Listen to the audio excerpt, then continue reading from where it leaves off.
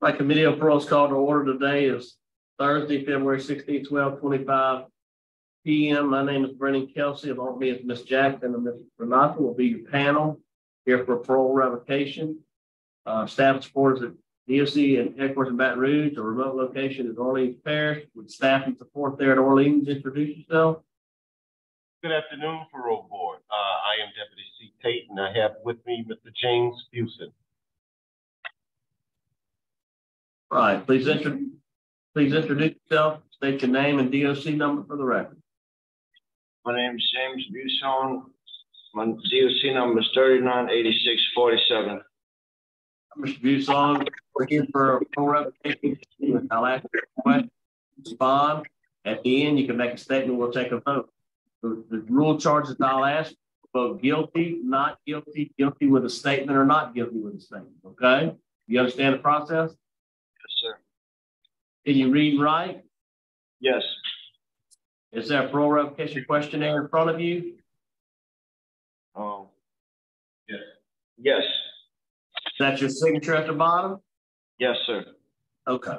And we do have Ms. Madison Orway, who will speak at the appropriate time, Ms. Megan McDonough, and we have Paula Buisson and Priscilla Pape, which we're all three people are speaking, so you guys can decide who speaks, sister or child's mother. All right, James Buisson, DOC number 398647, rule violation number 2. On 2/11/2022, you instructed to report to New Orleans Criminal District Courthouse. On 2/16/2022, and drug test, then report to the basement for an office visit with your supervising agent. You failed to report to his office for the office visit and drug test on 2/16/2022. How do you plead? I plead guilty on that one. Okay. Guilty number 4. On 6/17/2022, you turned yourself into Orleans Parish Prison under item number F-10940-22. You were charged with aggravated second-degree battery. It is evident from the new charge that you failed to refrain from engaging in criminal activity. On 11/18/2022, you were found guilty, or not guilty on your pending charges. I apologize. How do you plead? Not guilty. Okay. Number 8. 2/11/2022, you were instructed to report to New Orleans Criminal District Courthouse. 2/16/2022, drug test, report to the basement. Same deal, but supervisor failed to report. How do you plead? Guilty. All right. Could you answer Ms. Jackson's question, please? All right, Mr. Buisson, I have a few questions for you. Because basically the violation, of course, is the fact that you didn't report for your drug test in your office visit on February 16th of last year. The criminal activity, you were acquitted of that. So, whoever heard the case decided that the evidence was not sufficient for conviction. And so I'm not going to consider the criminal activity as part of my decision-making in the process. But I am concerned about your failure to report for your drug test and your office visit. So can you tell us why you didn't come? It was a couple of different reasons, but mainly because I just got finished having surgery on both hands for carpal tunnel, and I was still like in the healing process where I was unable to drive a vehicle. And my girlfriend, she told me that she was going to bring me, and through the process of all of that, we had an argument, and she wasn't bringing me, and at the same time, she had also taken my phone, so I wasn't able to call. But about a week had passed, and I never heard from my parole officer, so I didn't really think that he was too much worried about it. But I mean, I stayed compliant with my fines and fees and everything, and it wasn't. I could have passed the test. It wasn't that I couldn't. I couldn't. I was say that. Okay, you say that, but we don't know that to be a fact. That's your assertion. And had you shown up and taken the test, then, that wouldn't be an issue. So if you see someone who died of test, that certainly raises the suspicion that the reason for that is this person knows that they've been using. So tell us about your history of substance abuse, Buisson. What kind of drugs have you used in the past? When did you start using drugs? Just marijuana and drinking. I've had ups and downs with. Okay. So the only illegal drug you've used is marijuana ever?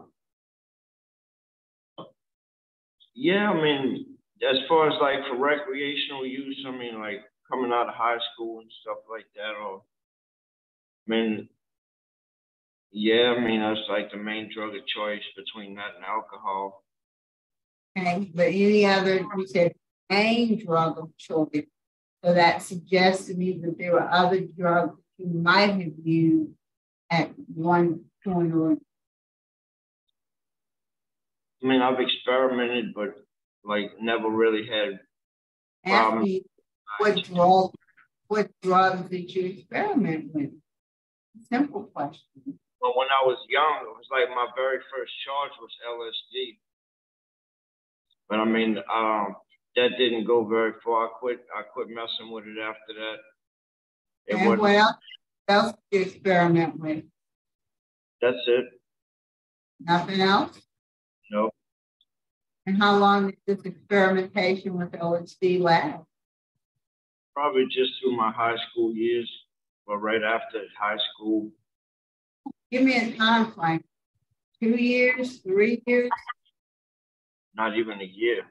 Once I got in trouble for it, I never did it again. Well, tell us about alcohol. That seems to be, hearing you correctly, that seems to be your main issue. So tell us about alcohol. When did you start drinking? What do you drink and how often are you drinking? Drink beer. I mean, I've been drinking off and on since maybe 17, 18 years old, high school years, at parties and stuff like that, or at home on the weekend. Do you drink? How much do you drink? Probably usually about anywhere from 3 beers to a 6-pack at the most. So what you're telling us is you don't think you have a substance abuse problem. No, it wasn't like I had to drink every day. Like I've gone weeks, months at a time without drinking. I mean, I don't have to have it. I'm not physically addicted to alcohol. And you don't have to drink every day to be an alcoholic. The point is when you drink to the point of intoxication. I haven't had that problem since I've been home. Were you ever offered substance abuse treatment by your parole officer in lieu of bringing you before this board for revocation? Were you offered substance abuse treatment and you turned that down? Yes, ma'am. He did offer me substance abuse treatment, and I did turn it down because neither of my charges had anything to do with substance abuse, and it was a 6-month program where I wouldn't receive any good time, and really, I don't feel like there's other things that I can do. I mean, I really needed more at home because I have. Mr. Buisson, I'm listening to somebody who's in total denial about their substance abuse. Total denial. Total denial.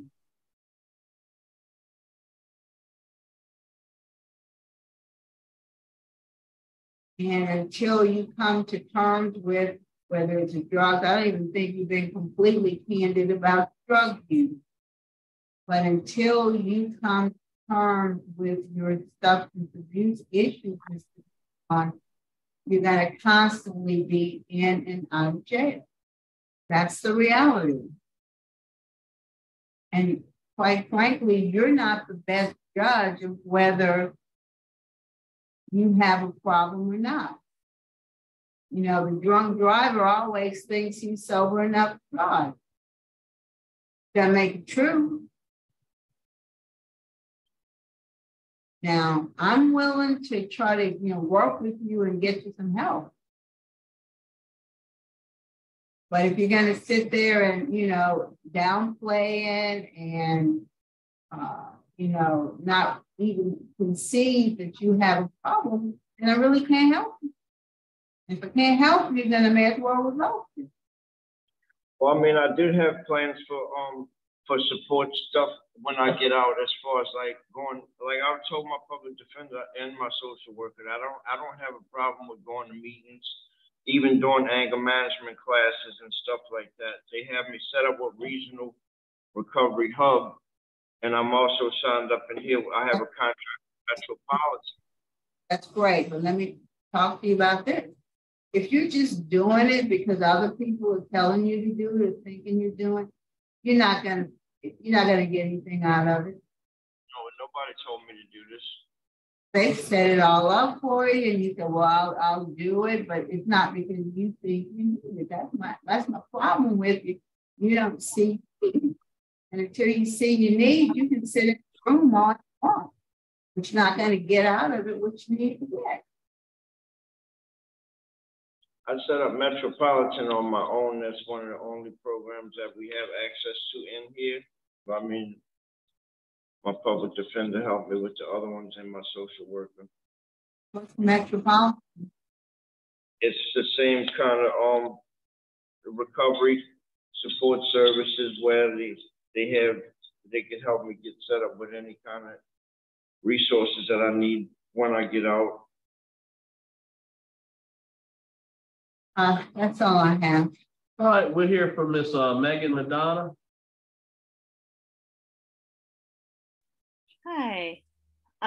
So I am James's social worker, and he and I have worked together to come up with a plan that does address his substance use needs while he's in the community.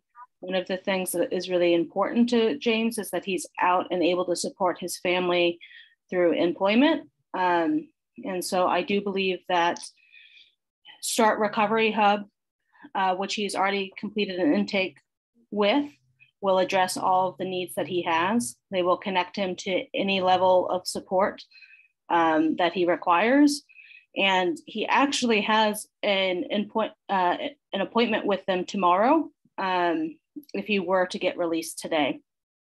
So Start Recovery Hub, what they're designed to do is ensure that somebody has all of the tools that they need to be successful in recovery. And this can include connections to intensive programming, or if they decide with James that he needs a higher level of care, they will connect him to inpatient treatment.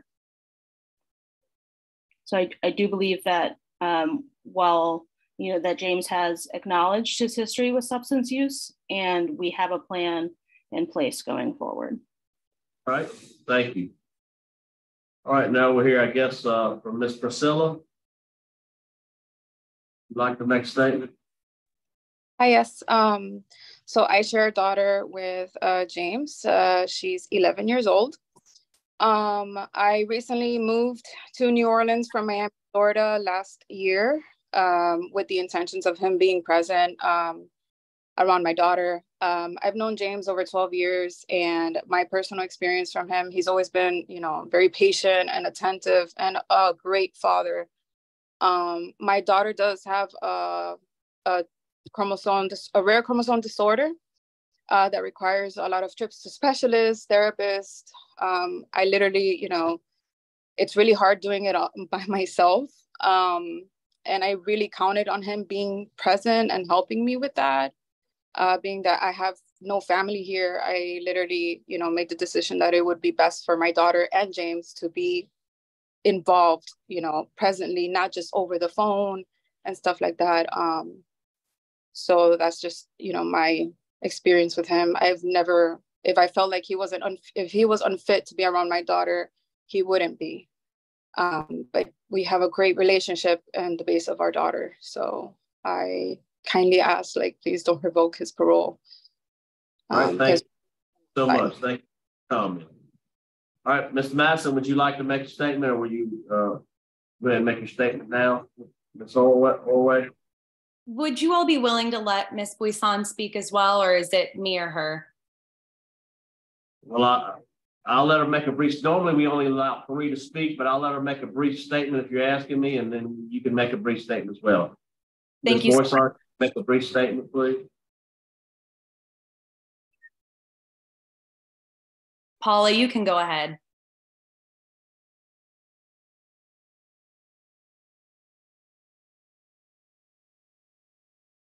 You're on mute.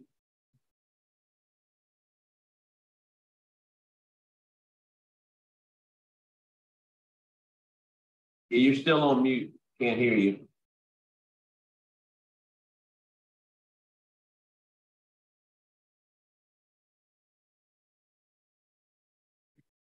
No, we can't hear you. Must not have connected. Okay, Mr. Orway, go ahead and make your statement. All right. Well, thank you all for taking your time to listen to us today and hear out why we believe that James should not be revoked on his parole. As you all know, probably better than any of us, the road to rehabilitation isn't always a straight one. It's got its bumps. And I believe that the violations presented here against Mr. Buisson today are just that, they're bumps. He's never strayed from his path to full rehabilitation. He has had long and candid conversations with me about the struggles that he's faced in his life, including those with substance use. While maybe he didn't communicate that clearly to the board today, I can speak with complete honesty that I know Mr. Buisson has acknowledged he's struggled with substance use in the past, but that he is not struggling with that at this time. Since he was released in 2020, Mr. Buisson has remained mostly sober, apart from occasional drinks with family on holidays. He attends Alcoholics Anonymous meetings and NA meetings with a group of friends that he works with at the barber shop that he has a job back at when he returns to the community. Many of his friends there are sober, and he has a strong community around him that is committed to supporting him stay on this path and not lose his place again.